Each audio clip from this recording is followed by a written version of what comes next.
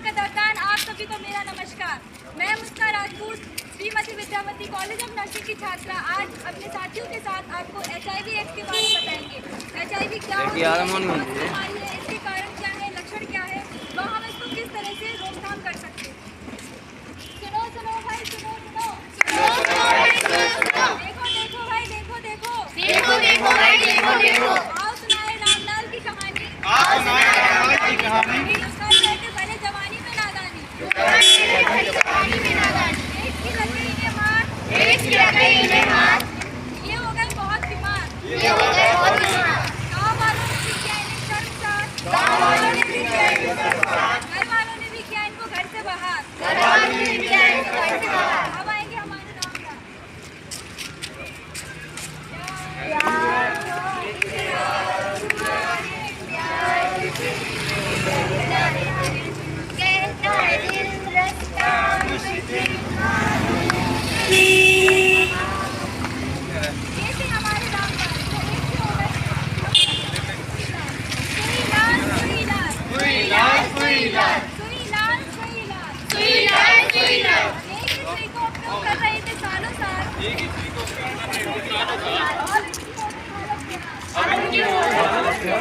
मेरा नाम है एक किया प्रयोग बार अब निकल गया मेरा दम। निकल गया भाई, निकल गया, सुई लाल दम निकल गया। निकल गया भाई, निकल गया, सुई लाल दम निकल गया। ये थी हमारी श्रीलाल की कहानी। अब आएगी सुहानी की कहानी।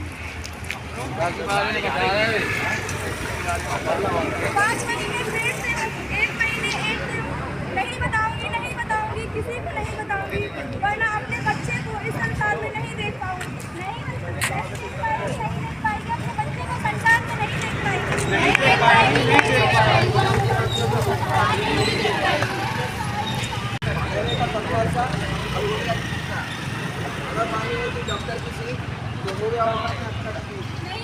नहीं सुनी, डॉक्टर की सीख नहीं सुनी, डॉक्टर की सीख नहीं सुनी।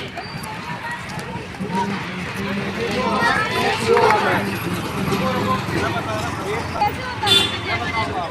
आपको सबको पता होगा कि ये क्या है। अगर नहीं पता मैंने आपको बताना चाहूँगी, एक बहुत ही गंभीर बीमारी है जिसमें बहुत सारे पेशेंट की जान पे आ जाती है और इसका कोई भी इलाज नहीं है।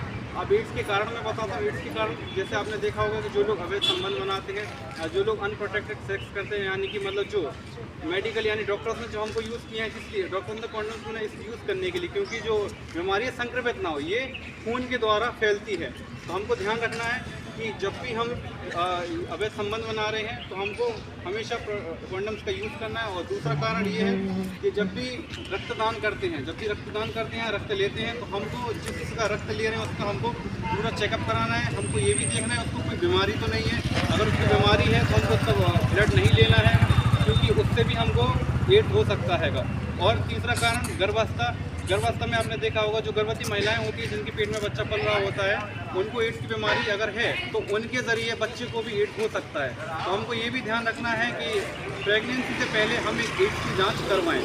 और चौथा, लैक्टेशन यानी कि मतलब कि स्तनपान। जब महिलाएं बच्चा दे देती हैं उसके बाद अपने बच्चे को पोषण देने के लिए स्तनपान कराती हैं, तो स्तनपान के ज़रिए भी एड्स बच्चों को फैल जाता है। तो उसके पहले भी हमको देखना है कि एड्स ना हो पाए। और दूसरी चीज़ लक्षण, इसके लक्षण जो है शुरुआती तौर पर कोई भी लक्षण नहीं है। अगर आप कहेंगे कि आपको सर्दी जुकाम होने लगे, कुछ होने लगा, ऐसा कुछ नहीं है। जैसे अगर आपको एड्स होगा 3 साल, 5 साल, 6 साल, आपको पता ही नहीं चलेगा कि एड्स है। धीरे धीरे आपको पता चलेगा कि हाँ, जो आपकी जीभ है, जीभ के ऊपर आपकी सफ़ेद परत चढ़ने लगी है, या आप बैठे रहेंगे आपको घबराहट सी होने लगेगी, आपके तलवों पे पसीना आने लगेगा, आपका वजन जो है लगातार कम होता रहेगा और बहुत ही रफ्तार से कम होने लगेगा, और आपकी खून की भी कमी हो जाएगी। क्यों? क्योंकि आप जैसे कि आपने देखा होगा जो बॉर्डर पर सिपाही होते हैं वो क्या करते हैं, हमारी रक्षा करते हैं। अगर पाकिस्तान वाले अटैक करेंगे तो हमारे सिपाही हमारे बचाएंगे। इसी तरह से जितने भी इंसान हैं, हम सब इंसान के अंदर सिपाही होते हैं, हमारे खून के अंदर सिपाही होते हैं जो हमारी रक्षा करते हैं। जब भी हमको बीमारी होती है तो आप देखा कि 5 या 10 दिन में ठीक हो जाते हैं। लेकिन अगर हमको एड्स की बीमारी हो गई तो ये 5 या 10 दिन का बुखार हो सकता है, 1 महीने तक भी